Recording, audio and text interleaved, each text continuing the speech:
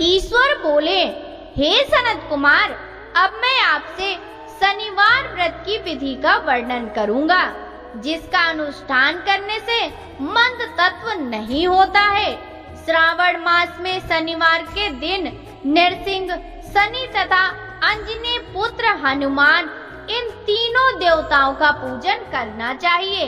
दीवार पर अथवा स्तंभ पर नरसिंह की सुंदर प्रतिमा बनाकर हल्दी युक्त चंदन से और नीले, लाल तथा पीले सुंदर पुष्पों से लक्ष्मी सहित जगतपति नरसिंह का भली भांति पूजन करके उन्हें खिचड़ी का नैवेद्य तथा कुंजर नामक साग का भोग अर्पण करना चाहिए। उसी को स्वयं भी खाना चाहिए और ब्राह्मणों को भी खिलाना चाहिए। तिल का तेल तथा घृत स्नान भगवान नरसिंह को प्रिय है। शनिवार के दिन तिल सभी कार्यों के लिए प्रशस्त है। शनिवार के दिन तिल के तेल से ब्राह्मणों तथा सुहासिनी स्त्रियों को उपटन लगाना चाहिए तथा कुटुंब सहित स्वयं भी संपूर्ण शरीर में तेल लगाकर स्नान करना चाहिए तथा उड़द का भोजन ग्रहण करना चाहिए। इससे भगवान नरसिंह अति प्रसन्न होते हैं। इस प्रकार श्रावण मास में चारों शनिवारों में इस व्रत को करना चाहिए। जो ऐसा करता है उसके घर में स्थिर लक्ष्मी का वास रहता है और धन धान्य की समृद्धि होती है।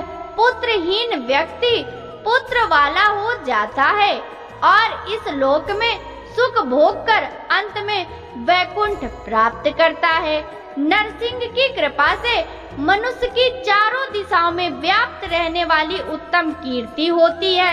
हे सौम्य, मैंने आपसे नरसिंह का यह उत्तम व्रत कहा। हे सनत कुमार, अब शनि की प्रसन्नता के लिए जो करना चाहिए उसे सुनिए।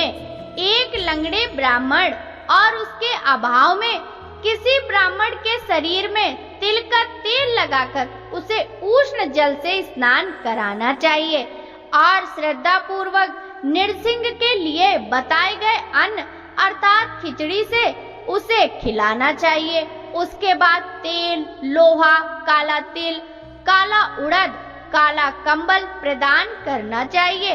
इसके बाद व्रती यह कहे कि मैंने यह सब शनि की प्रसन्नता के लिए किया है, शनि देव मुझ पर प्रसन्न हो। उसके बाद तिल के तेल से शनि का अभिषेक कराना चाहिए। उनके पूजन में तिल तथा उड़द के अक्षत प्रशस्त माने गए हैं। हे मुने, अब मैं शनि का ध्यान बतलाऊंगा, आप ध्यान पूर्वक सुनिए। शनिश्चर कृष्ण वर्ण वाले हैं, मंद गति वाले हैं, काश्यप गोत्र वाले हैं, सौराष्ट्र देश में पैदा हुए हैं, सूर्य पुत्र हैं, वर देने वाले हैं, दंड के समान आकार वाले मंडल में स्थित हैं, इंद्र नीलमणि तुल्य कांति वाले हैं, हाथों में धनुष, बाण, त्रिशूल धारण किए हुए हैं, गीध पर आरूढ़ हैं, यम इनके अधि देवता हैं, ब्रह्मा इनके प्रत्यर्थी देवता हैं। ये कस्तूरी, अगुरी का गंध तथा गुग्गुल का धूप ग्रहण करते हैं। इन्हें खिचड़ी प्रिय है। इस प्रकार ध्यान की विधि कही गई है। इनके पूजन के लिए लवमयी सुंदर प्रतिमा बनानी चाहिए। हे द्विज श्रेष्ठ, इनके निमित्त की गई पूजा में कृष्ण अर्थात काली वस्तु का दान करना चाहिए। ब्राह्मण को काले रंग के 2 वस्त्र देने चाहिए और काले बछड़े सहित काली गौ प्रदान करनी चाहिए। विधि पूर्वक पूजा करके इस प्रकार प्रार्थना तथा स्तुति करनी चाहिए। आराधना से संतुष्ट होकर जिन्होंने नष्ट राज्य वाले राजा नील को उनका महान राज्य पुनः प्रदान किया, वे शनि देव मुझ पर प्रसन्न हो। नील अंजन के समान वर्ण वाले, मंद गति से चलने वाले और छाया देवी तथा सूर्य से उत्पन्न होने वाले उन शनिश्चर को मैं नमस्कार करता हूँ।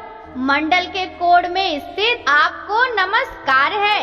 पिंगल नाम वाले आप शनि, आपको नमस्कार है। हे देवेश, मुझ दीन तथा शरणागत पर कृपा कीजिए। इस प्रकार स्तुति द्वारा प्रार्थना करके बार बार प्रणाम करना चाहिए। 3 वर्णों ब्राह्मण, क्षत्रिय, वैश्य के लिए शनि के पूजनों में सन्नो देवी इस वैदिक मंत्र का प्रयोग बताया गया है और शूद्रों के लिए पूजन के नाम मंत्र का प्रयोग बताया गया है। जो व्यक्ति दत्त चित्त होकर इस विधि से शनि देव का पूजन करेगा उसे स्वप्न में भी शनि का भय नहीं होगा। हे विप्र, जो मनुष्य श्रावण मास में प्रत्येक शनिवार के दिन भक्ति पूर्वक इस विधि से व्रत को करेंगे उन्हें शनेश्वर के द्वारा लेस मात्र भी कष्ट नहीं होगा। जन्म राशि से पहले, दूसरे, चौथे, 5वें, 7वें, 8वें, 9वें अथवा 12वें स्थान में स्थित शनि सदा कष्ट पहुंचाता है। शनि की शांति के लिए समाग्नि इस मंत्र का जाप कराना बताया गया है। उसकी प्रसन्नता के लिए इंद्र नील मणि का दान करना चाहिए। हे सनत कुमार, इसके बाद अब मैं हनुमान जी की प्रसन्नता के लिए विधि का वर्णन करूंगा। हनुमान जी की प्रसन्नता के लिए श्रावण मास में शनिवार को रुद्र मंत्र के द्वारा तेल से उनका अभिषेक करना चाहिए। तेल में मिश्रित सिंदूर का लेप उन्हें समर्पित करना चाहिए। जपा कुसुम की मालाओं से, आक धतूर की मालाओं से, मंदार पुष्प की मालाओं से, बटक बड़ का पेड़ के नैवेद्य से तथा अन्य उपचारों से भी यथाविधि अपने सामर्थ्य अनुसार श्रद्धा भक्ति से युक्त होकर अंजनी पुत्र हनुमान जी की पूजा करनी चाहिए। इसके बाद बुद्धिमान को चाहिए कि हनुमान जी की प्रसन्नता के लिए उनके 12 नामों का जाप करे। हनुमान, अंजनी सूनु, वायुपुत्र, महाबल, रामेष्ट, फाल्गुन सखा, पिंगाक्ष, अमित विक्रम, उदतिक्रमण, सीता शोक विनाशक, लक्ष्मण प्राण दाता और 10 ग्रीव दर्पहा, ये 12 नाम हैं। जो मनुष्य प्रातः काल उठकर इन 12 नामों को पढ़ता है उनका अमंगल नहीं होता और उसे सभी संपदा सुलभ प्राप्त हो जाती है। इस प्रकार श्रावण मास में शनिवार के दिन वायुपुत्र हनुमान जी की आराधना करके मनुष्य व्रज तुल्य शरीर वाला, निरोग तथा बलवान हो जाता है। अंजनी पुत्र की कृपा से वह कार्य करने में वेगवान तथा बुद्धि वैभव से युक्त हो जाता है। इसके बाद शत्रु नष्ट हो जाते हैं, मित्रों की वृद्धि होती है, वह वीरशाली तथा कीर्तिमान हो जाता है। यदि साधक हनुमान जी के मंदिर हनुमत कवच का पाठ करे तो वह अड़िमा आदि 8 सिद्धियों का स्वामित्व प्राप्त कर लेता है और यक्ष, राक्षस तथा बेताल उसे देखते ही कंपित तथा भयभीत होकर वेग पूर्वक 10 दिशाओं में भाग जाते हैं। हे सत्तम, शनिवार के दिन पीपल के वृक्ष का आलिंगन तथा पूजन करना चाहिए। शनिवार को छोड़कर अन्य किसी दिन पीपल के वृक्ष का स्पर्श नहीं करना चाहिए। शनिवार के दिन उसका आलिंगन सभी संपदाओं को प्राप्त कराने वाला होता है। प्रत्येक मास में 7 वारों में पीपल का पूजन फलदायक है, किंतु श्रावण मास में यह पूजन अधिक फलप्रद है।